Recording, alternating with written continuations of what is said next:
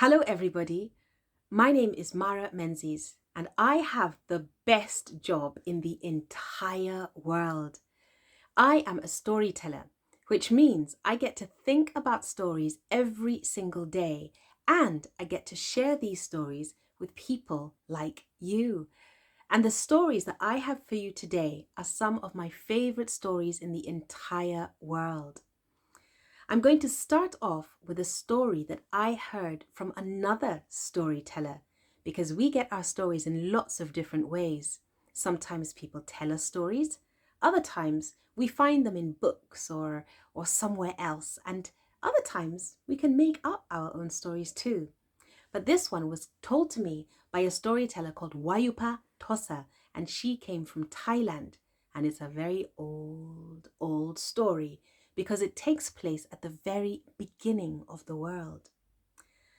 God had created everything in the world and had started to hand out the amount of time that each sentient being, each living creature would have. So to the mighty baobab tree, he gifted 1,000 years, and to the tiny little fly, he gave just a few hours. Time after time after time was given out until there were only 4 creatures left. There was the human, there was the mighty ox, there was the dog, and there was the monkey. And God summoned the human and said, "Human, your job is very important because you must keep the balance in the world. You see, the world will always change and evolve and adapt, and you must use your creativity, your imagination, experiment, try new things, innovate, and if you fail, try again. But you must keep the balance. So you will have 30 years. The human was very grateful. Oh, thank you, God. And then God turned to the ox and said, "Ox, your job is also important because you must help the human. You see, the human is very smart, but the human is weak and lacks physical strength, and that, my friend, is where you come in.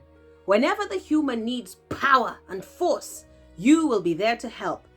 30 years. But the ox thought, "What? 30 years? Oh, of hard labor? No. That sounds like a bad deal to me. Please, God, I beg you. I just want 10. 10 is enough for me."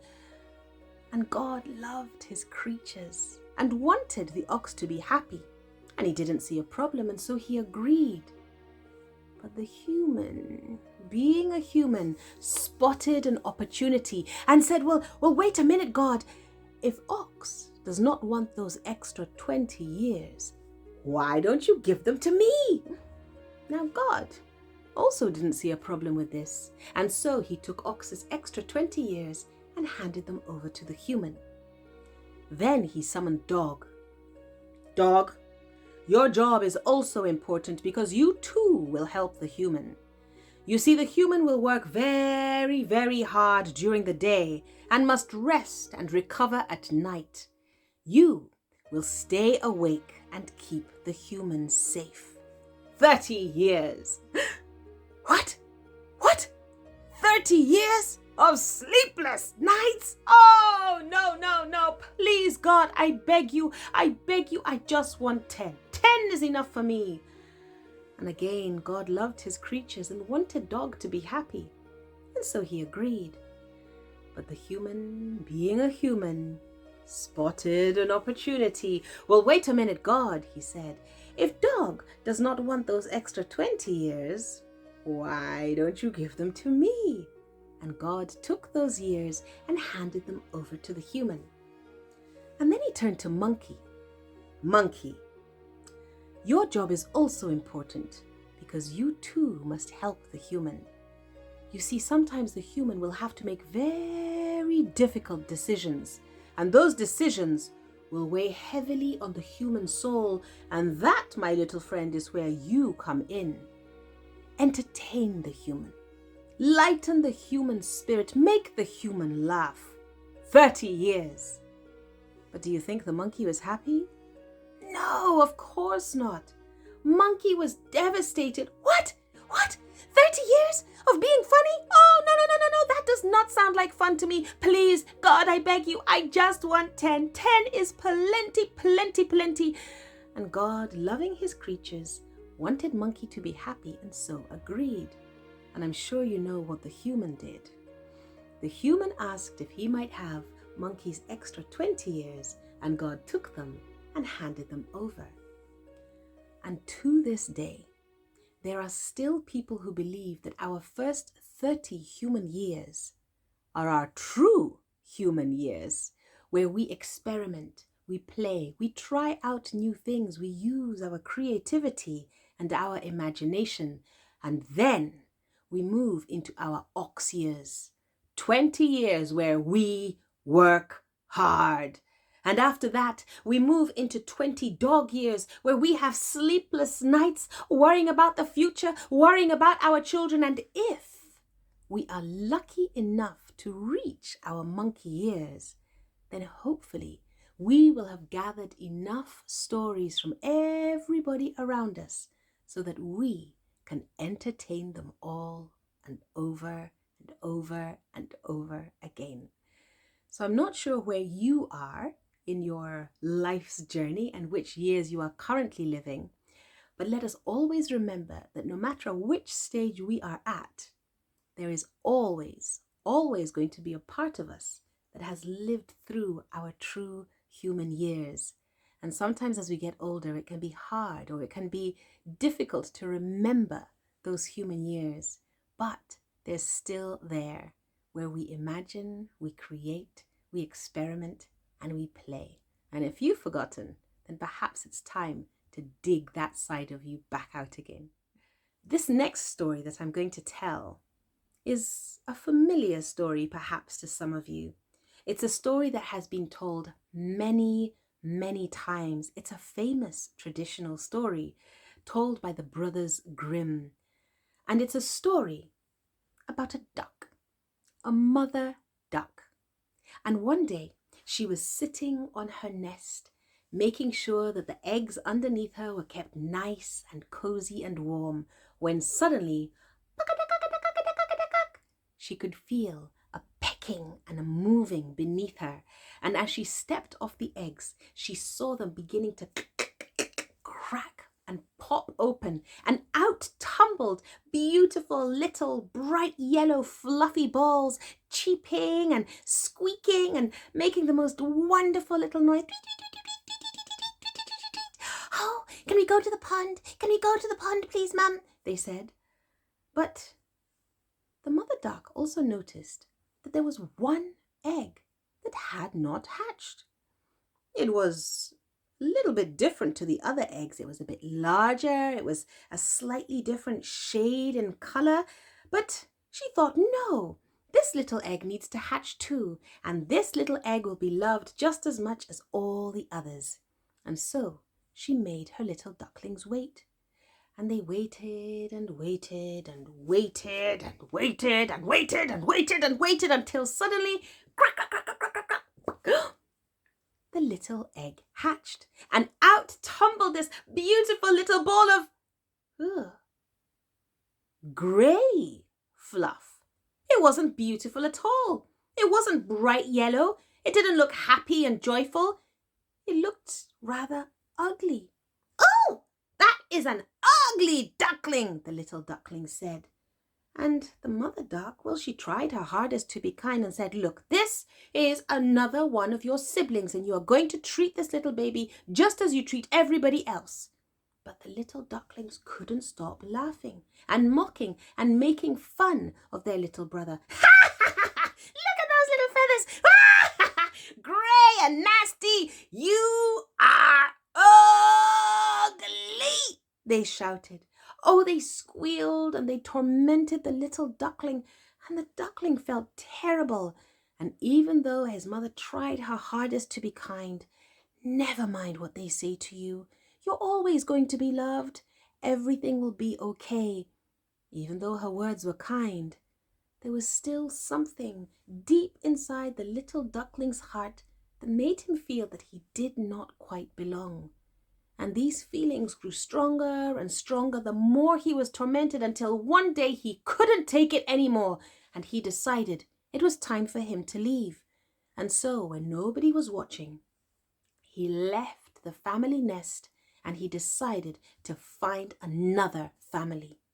And he wandered and wandered and wandered and one pakadang, pakadang, pakadang, pakadang, pakadang, pakadang, pakadang, pakadang. He crossed over fields when suddenly he saw a little pond. And he saw there were other ducks in that pond. Oh, and these ducks were beautiful with emerald green heads and sparkling, shimmering, shining feathers. And he raced over to them and said, "Hello, hello, I'm a duck too." And the ducks turned to him. They looked him up and down.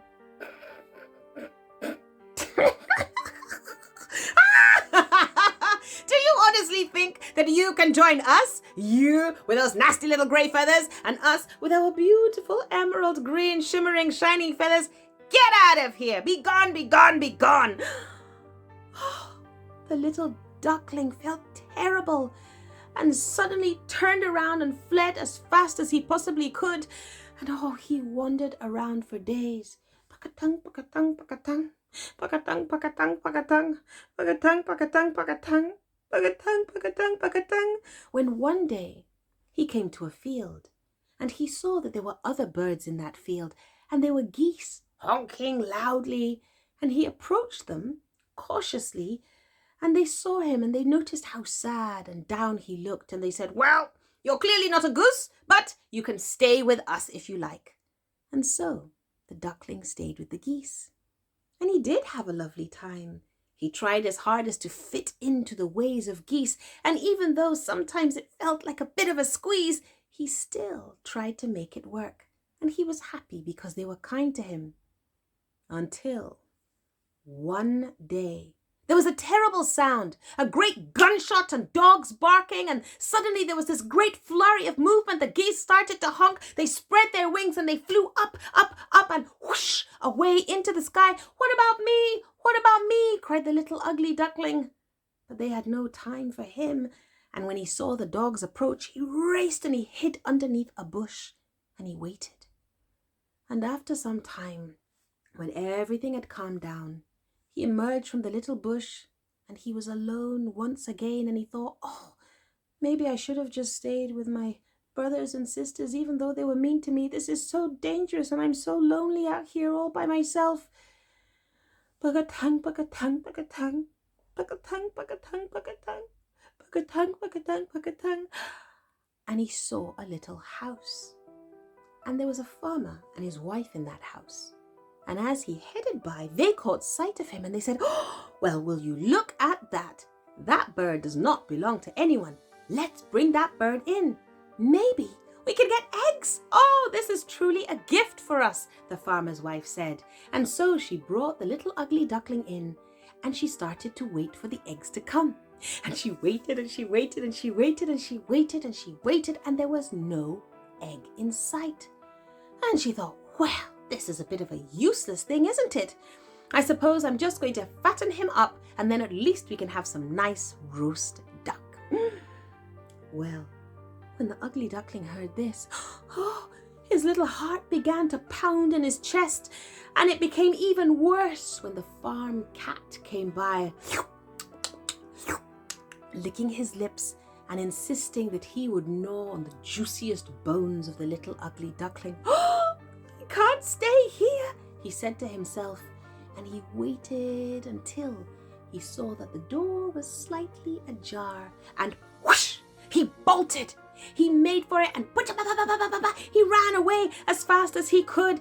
He made sure that nobody saw him, and he knew that this world was no place for him, and so he did not want to see anybody or speak to anybody. He wanted to be completely and totally alone because that is where he would be safe.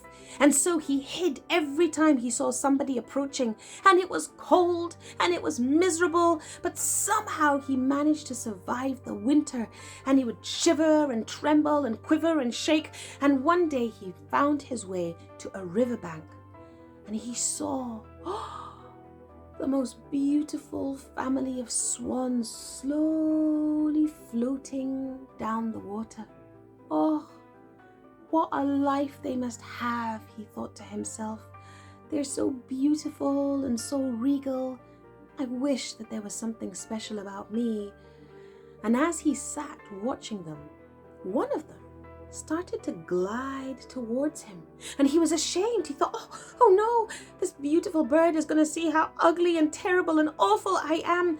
And the swan spoke to him and said, hey, how come you are hiding here on the bank? Why don't you come and join us?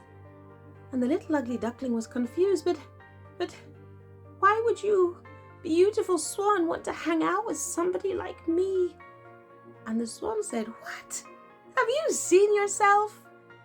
And took that little swan, the little ugly duckling, down to the riverbank, and there he saw his reflection for the first time in a long time, and he was no longer a grey, feathered, ugly little duckling. He had turned into the most beautiful swan of all. And as he stretched out his wings and he flapped them loud and high and proud, he thought, yes, I am home. And so he stayed with that family of swans. And I suspect if you go down to any riverbank, you might just find a chance of seeing that ugly duckling who is now his true self, a beautiful, beautiful swan. And that is, of course, the story of the ugly duckling, which tells us that even though we might think we are something, it's probably not true at all. But one day, despite all the hardships we might go through, despite all the loneliness we feel, despite all the different kinds of people we encounter in our lives, one day we will really find where we actually belong. So that's the story of the ugly duckling.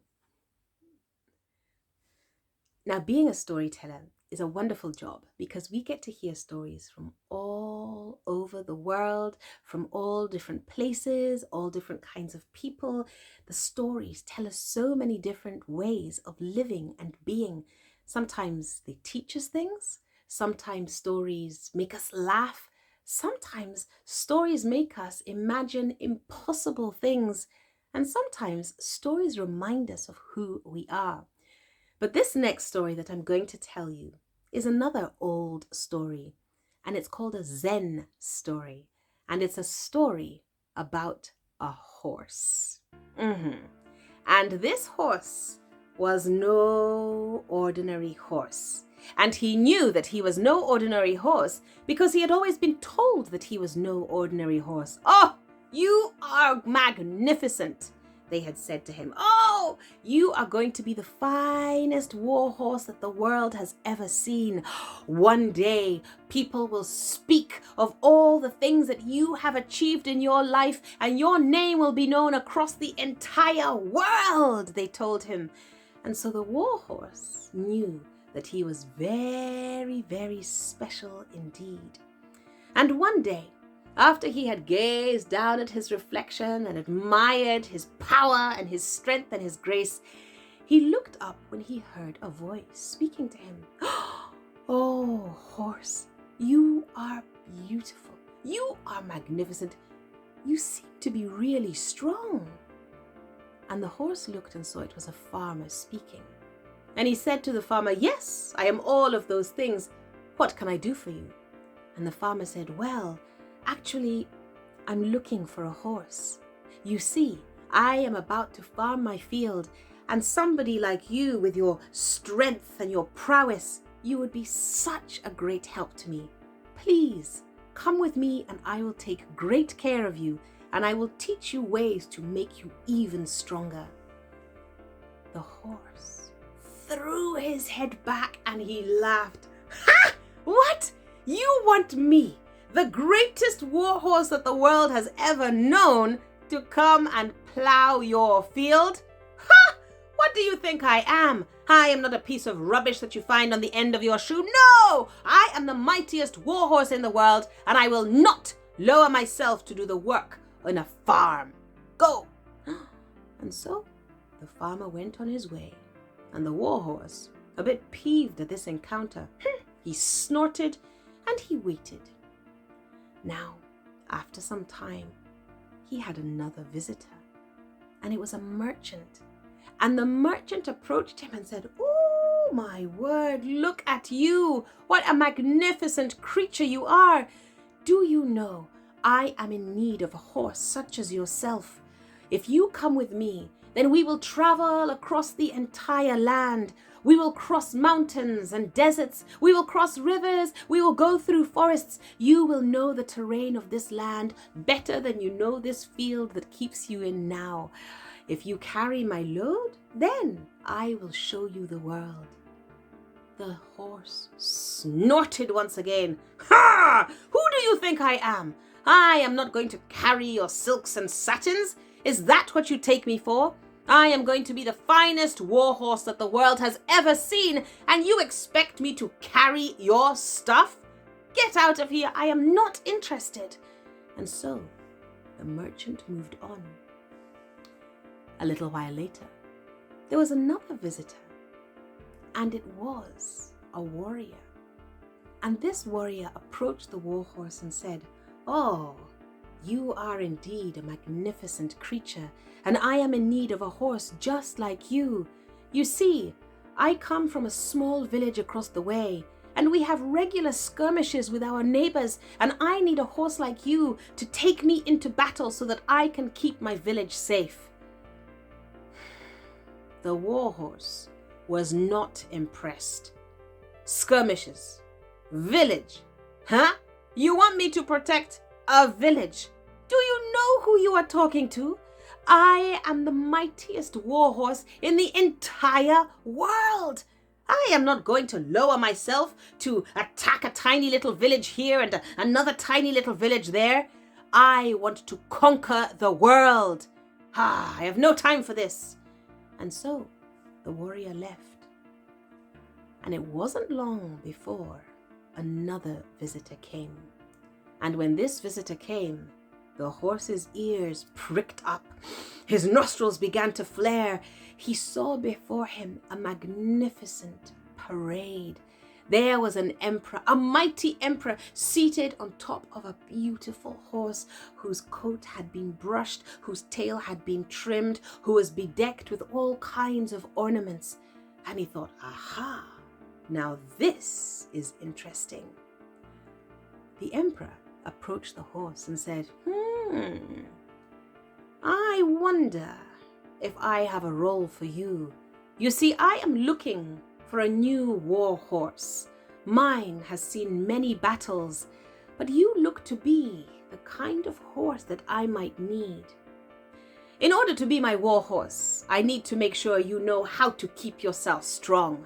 I'm looking for a war horse that knows this terrain and can lead me proudly into battle. And I am looking for a war horse with plenty of experience who will not be filled with fear at the first encounter. Tell me, are you this horse?" And the war horse thought, "Oh, I don't know how to be strong. I could have learnt all of those things if I had gone with the farmer. And did he know the terrain of the land? No, he had never left his field. Oh, had I but gone with that merchant, then I would know the terrain like the back of my hoof." And the war horse thought, "I've never been to battle. Oh, had I gained experience with these skirmishes from village to village." And he said to the emperor, "I don't have these things that you require, but I am a fast learner, and I'm sure that I could become the greatest warhorse in the world." But the emperor said, "I'm sorry. I have no time to train you. I needed you to be ready." The horse was not ready. And sometimes all the experiences that we might take for granted, that perhaps we feel are beneath us, or perhaps we feel are also not right for us, does not mean that they are not necessary for us, because they might all be pushing us into becoming the person that we were supposed to be. And so, no matter where you are in your life, things are always going to move forward, and embrace every single thing that you do. This next story that I'm going to tell you comes from a place called the Marshall Islands. I wonder if any one of you has heard of the Marshall Islands. If you have, and you know where the Marshall Islands are, great. If you haven't, and you don't want me to tell you, you want to find out all by yourself, then I'm going to count to 3, and you have got 3 seconds to pause this video, go and find out where the Marshall Islands, and then come back. Are you ready? 1, 2, 3. So if you did go and you did find out, then you will know that the Marshall Islands are halfway between the Philippines and Hawaii. So right on the other side of the world. But of course, every single place in the world, wherever there are humans, there are stories. And this little story is one of my favorites. It's a story about a sandpiper, so a tiny little bird. And oh, this little bird was so full of joy one sunny, beautiful, blue sky morning. She fluttered and she flew above the sparkling ocean waves. And as she was flying around, she looked down to see if there were any signs of some silvery fish that she might dive down and gobble up for her lunch. But as she was flying, she happened to look out, and there on the horizon she saw her friend Whale. But Whale seemed different that day. Oh, Whale seems a bit grumpy, Sandpiper thought to herself. I think I'll go and cheer Whale up. And so, she flew out to Whale. And she was right. Whale was miserable. Whale was angry. Whale was in a foul, foul mood. Oh, just get out of here, Whale said. And Sandpiper said, well, come on, just tell me what's wrong. If I can help, then I'd love to help. I hate seeing you down like this. And Whale said, huh? You are part of the problem. Every day I see you coming down, flying above my ocean, and then you swoop down and you eat my fish. You've got the land. You've got the air. The only thing that we have got is the sea, and you keep eating from it. With everything that's going on, there's less krill for us to eat, and so the fish that you are eating, that could be our food too, so you are my problem. Whale yelled. Well, Sandpiper was taken aback. She had never ever heard her friend Whale speak like this, and because of how angry Whale was, it made her angry too. What do you mean that we have the land and the air and you have the sea? The ocean belongs to all of us, she yelled back. I have as much right to eat the fish of the ocean as you do. And I'm gonna keep eating it. And the Whale was even angrier and said, you have no right because you are just a puny, useless little sandpiper. Of course, there are far more whales in the ocean than there are sandpipers in the world, and we are definitely better than you. Sandpiper could not believe her ears. What? You think that there are more whales than sandpipers? Well, I guarantee you that there are far more sandpipers than whales. And so they agreed on a competition, and Whale started. Ooh! He sang loud and low, and his song carried across the ocean, and he was calling all the whales, the blue whales, the grey whales, the fin whales, the humpback whales, and they all responded, hoo! And they started to swim towards the whale. And as he saw their mighty forms coming in from the east and the west and the north and the south, oh, Whale was smug. Look at that, he said to the Sandpiper. I told you, there are far more whales than sandpipers. Sandpiper began to think that maybe Whale had a point. She had never seen the ocean so full of whales before. They were everywhere. She could have jumped from back to back as far as the eye could see. There were so many whales, but she was never going to give up without a fight. Caree, caree, caree, she called, and suddenly there was a great wind. 100,000 wings flapping as she called all of the little sandpipers to her. Come from the east, come from the west, from the north and the south, come, fly to me, she called. Caree, caree. And they did. The sky was black. There were so many sandpipers, and Whale was impressed. And he said, well, there is no way for each of us, either one of us, to know whether there are more whales or sandpipers. So let me call my cousins. Oh! And he summoned the whales, all the leftover whales, the sharks, the dolphins. He called the fish, and they all started to swim towards him. And the sandpiper, not to be outdone, she called for the cranes. She called for the cormorants. She called for the seagulls. She called for the puffins. And all the birds of the air flocked towards her. Caree, caree, caree. And soon there were so many birds in the sky that you could hardly see the sun anymore. And there were so many bodies of whales and sharks and fish in the ocean that you could hardly see any water. And Whale was mad. Whale saw all of those birds, and he said to himself, all of these birds are eating our fish, my fish. We have to save ourselves. If we eat the land, the birds cannot build nests. They will have nowhere to live, and they will all disappear. Eat the land. And so they started to nibble and gnaw at the shoreline. They gobbled up the sand, crunching away, eating further and further inland, starting to gobble up all the shells and the boulders, even the palm trees that grew by the beaches. And the sandpiper was in shock. Oh my goodness, they are eating all the land. What on earth is going to happen to us if we don't have anywhere to live? What on earth are we going to do? And Sandpiper said, right, this is what we have to do. Let us drink the ocean.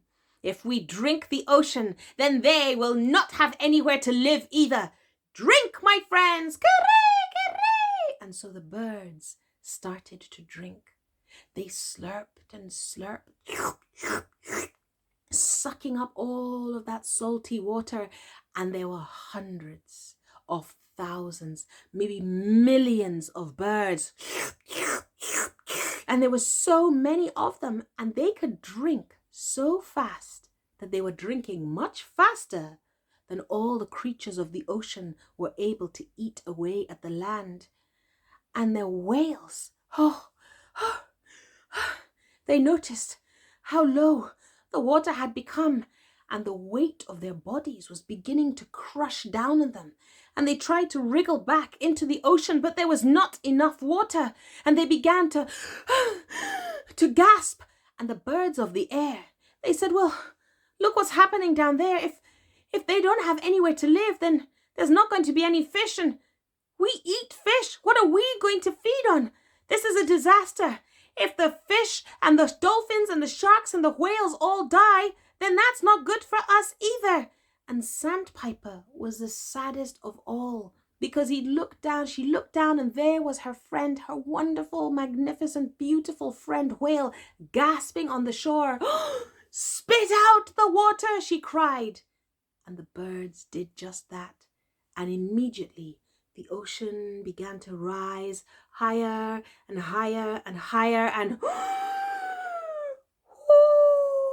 the whales were able to breathe once again. And as they breathed, Whale said to himself, I have been a fool. Of course, the ocean is for all of us, and me being angry in a bad mood has led to a near disaster. Sandpiper, I'm so sorry. I'm so, so sorry. Of course you are able to eat as many fish of the sea that you and your friends need in order to survive. And Sandpiper was also sorry.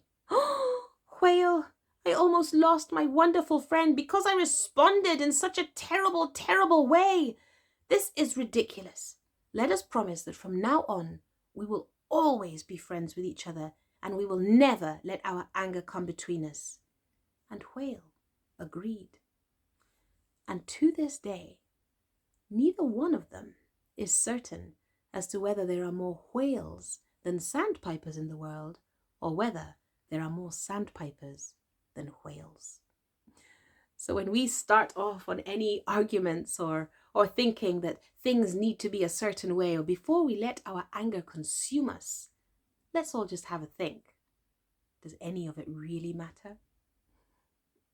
That's my story for you from the Marshall Islands. So there we are. Those are all the stories that I have for you today, but I really hope that you enjoyed them. And the thing is, stories love to be told.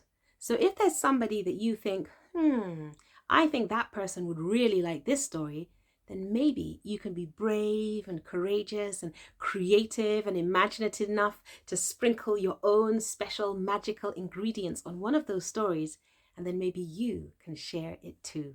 Wouldn't that be a wonderful thing? I wish you all the best for the new year, and I look forward to hearing some of your stories in the future too. Bye for now.